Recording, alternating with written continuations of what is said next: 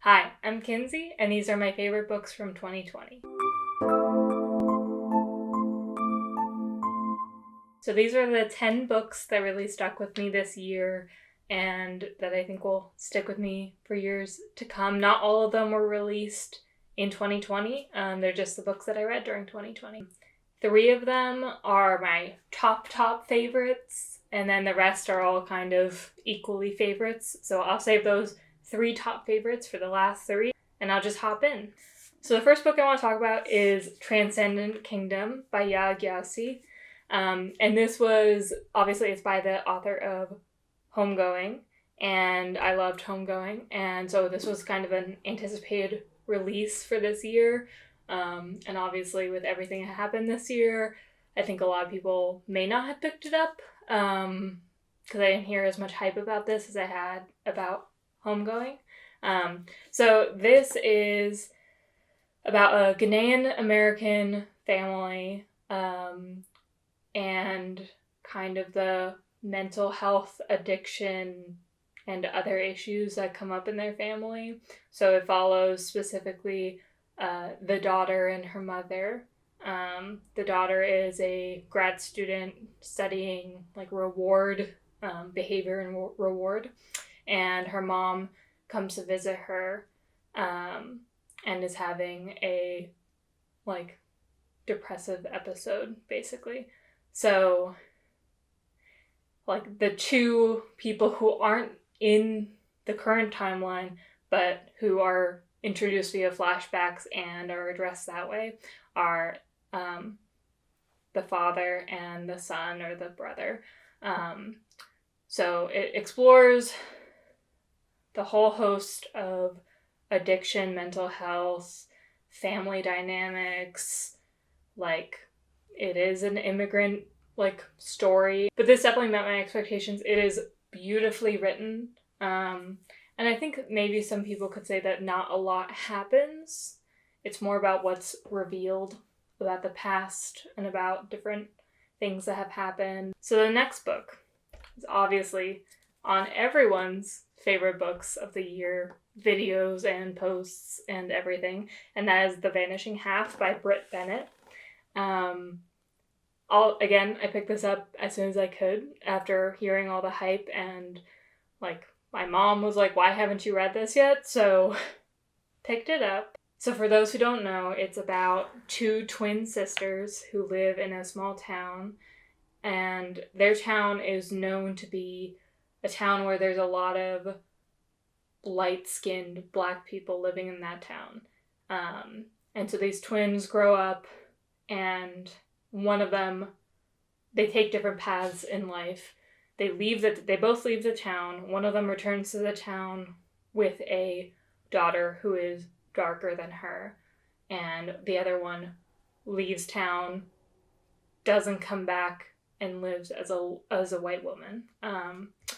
So yeah, obviously it's going to cover topics about race, topics about passing, and passing in different ways too. So the structure of it follows both the mom, the two sisters who become moms, and then their daughters both get perspectives also.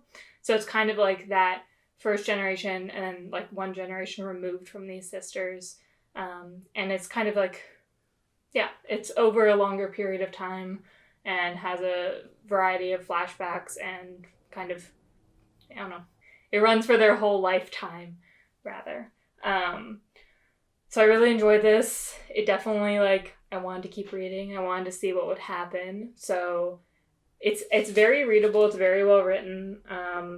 And it makes you, obviously makes you think, makes you, stay tuned to see what will happen, but also, makes you think about all of the issues that it's raising. So really well done. So the next book, also, this book I just read in December, and it's the reason why I don't really understand people who make their best or make their favorite books of the year videos in early December, because I know there are people who do that, and I understand extenuating circumstances, but you might still read a favorite book in December.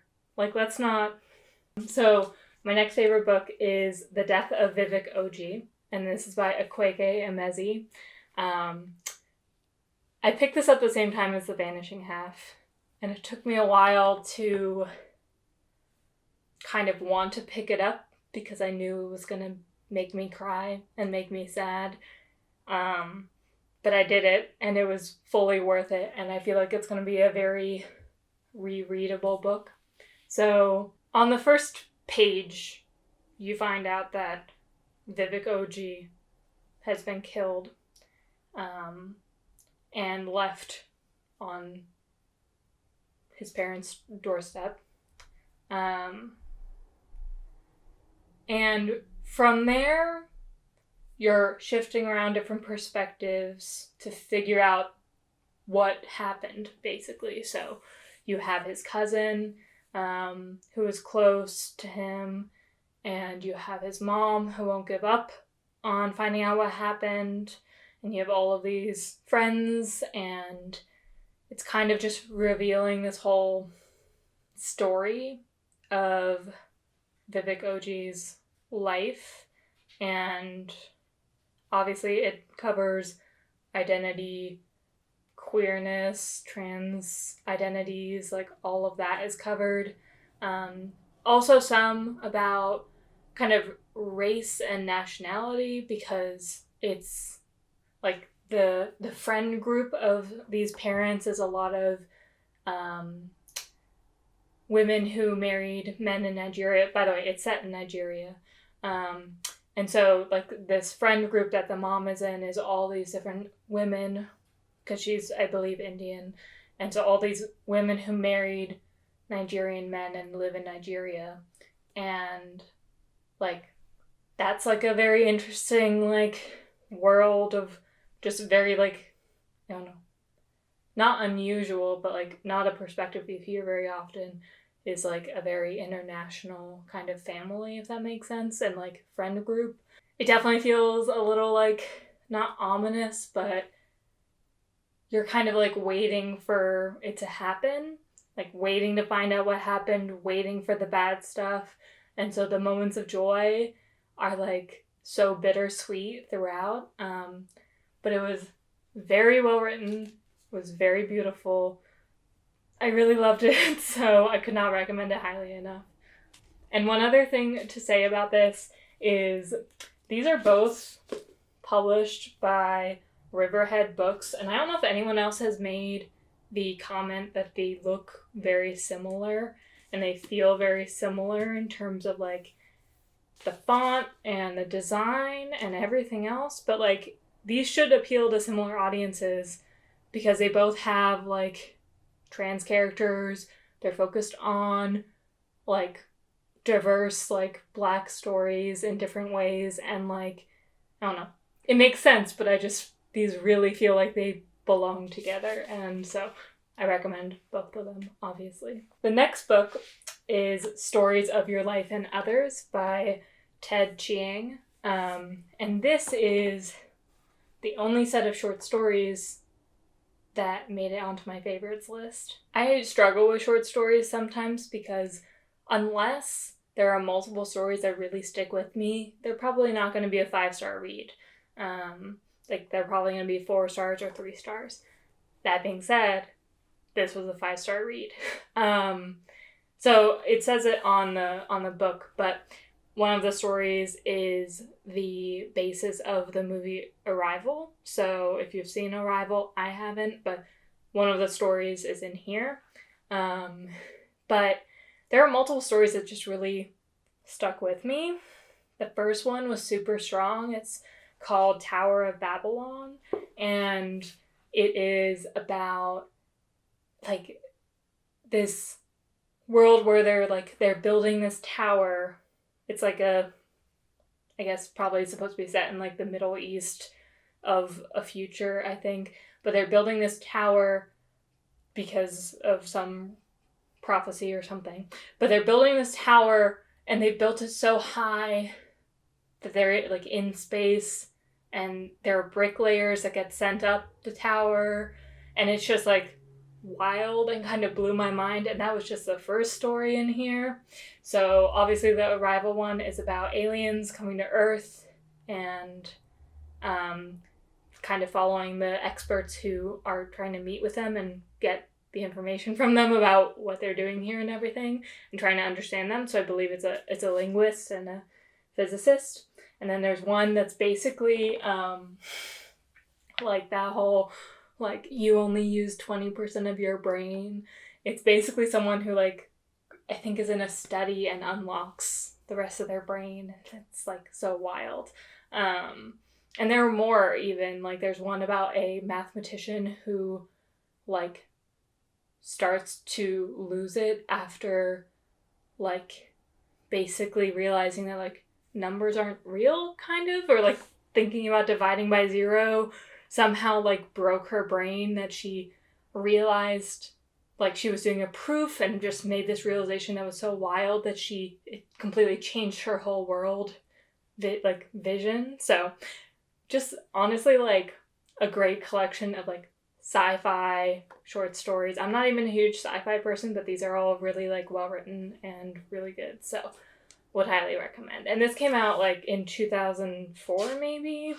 Yeah, in 2002. So this is older. You should be able to find it in paperback. Would highly recommend it. So the next book is Cleanness by Garth Greenwell. And this is actually a sequel to What Belongs to You, also by Garth Greenwell. And I was seeing someone's review of this that basically was like, you don't see sequels to literary novels very often. Because the first one was, like, a very literary, like, novel. But this obviously happened, and I honestly think it might be better than the first, like, What Belongs to You. So it's following a American teaching in Bulgaria, in Sofia, I think that's how you say the city name, the capital name. And the teacher is gay. And it's about his kind of experiences and different things that happen and different, like, issues of living over there, and also, like, relationships. And there's, like, a lot of sex, and it's very explicit. So if that's not your cup of tea, like, I would not recommend this book. I would heavily not recommend it unless you're down to read a lot of graphic gay sex. But it covers a whole host of issues. There was one, so basically each chapter is almost like a different, like, snippet of this teacher's life.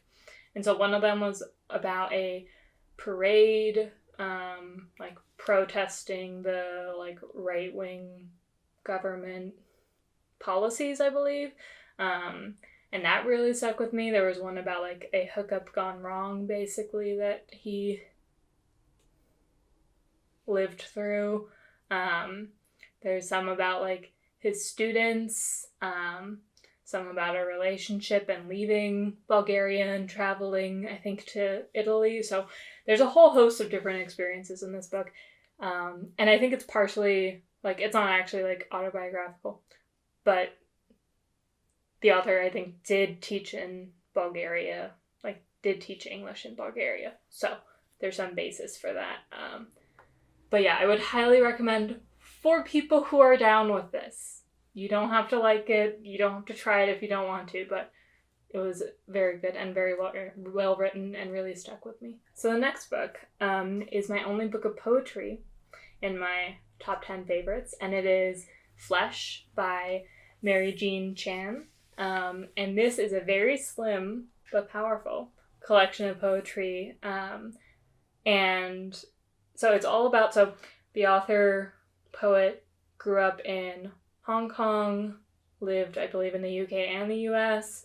And this is a lot about kind of those different cultural experiences as a, like, queer woman, queer person in all of those different arenas. And also the title, it's a lot of, like, plays on words of different, like, languages and how a word sounds in one language is kind of has this connotation in the other. Like, flesh means something different in French than it does in English when you just say flesh. So there was like one poem that I especially loved about like basically like a love, basically. And it's a lot about her experience with her mom and kind of talking to her mom through some of these poems too, I believe.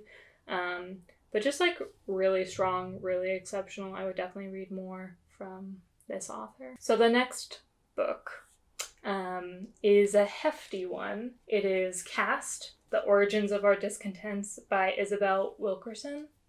And so this was obviously on all of those best of the year lists.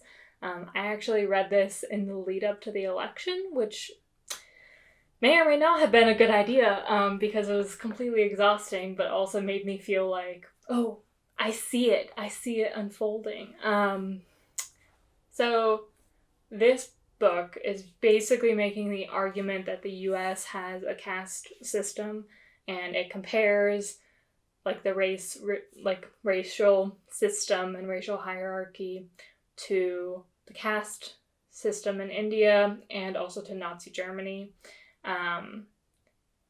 This was very good, but also very readable and very digestible. Like, I found it very easy to grasp concepts. There were enough stories sprinkled throughout that really like helped to reaffirm what she was saying.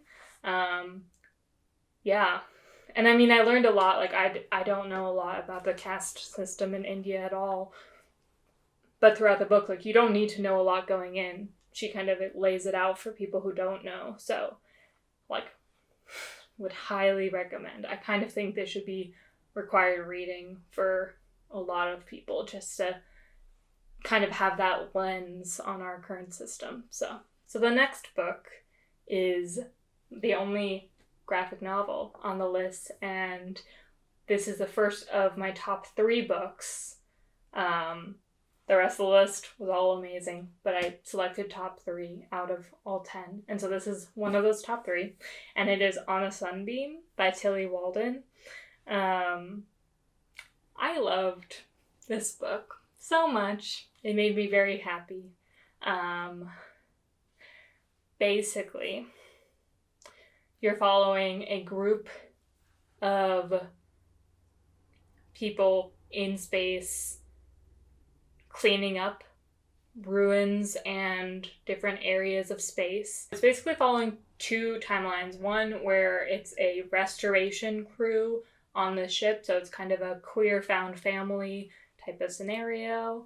And the other timeline is one of the characters on the crew who's new to the crew, her time in boarding school as a teen, and her first love, basically, with another girl.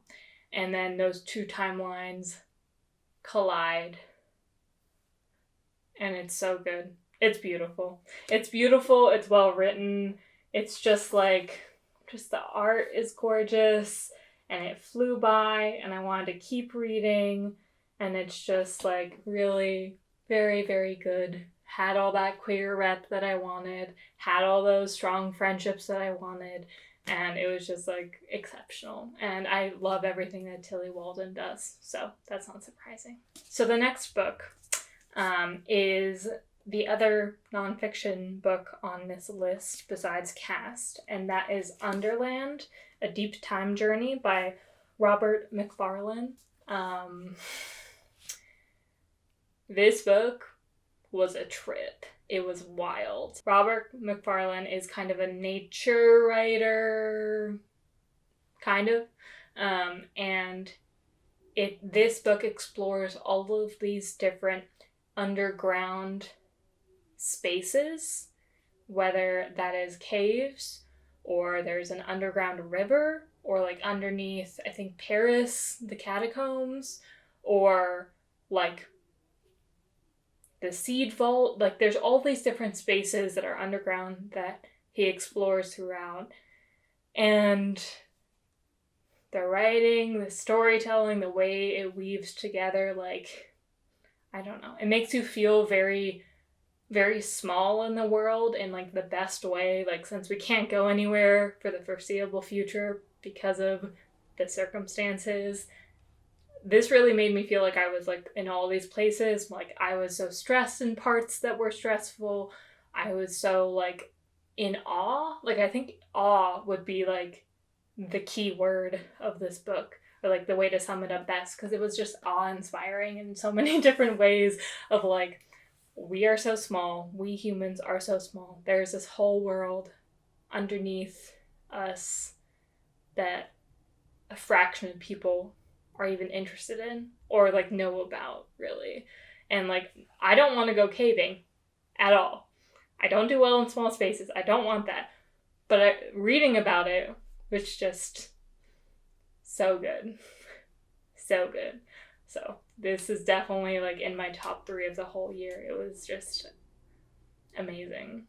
So I know it's kind of anticlimactic, but the last book I don't have a physical copy of because I borrowed it to read it.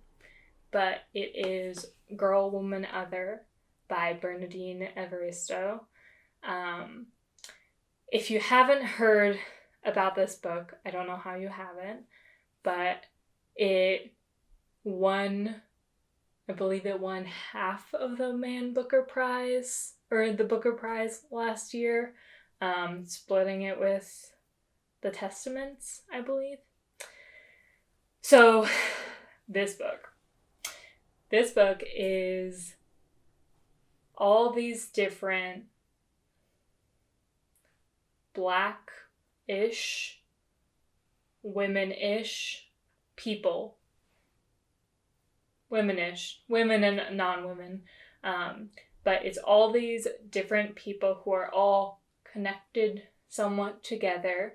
And it's a lot about, it centers kind of on this play that one of the characters wrote and is putting on. But then we see that character's best friend from her youth. We see her daughter.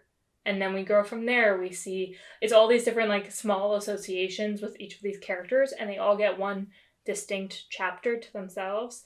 And it's kind of covering like what it means to be Black and British and queerness and all of these different topics.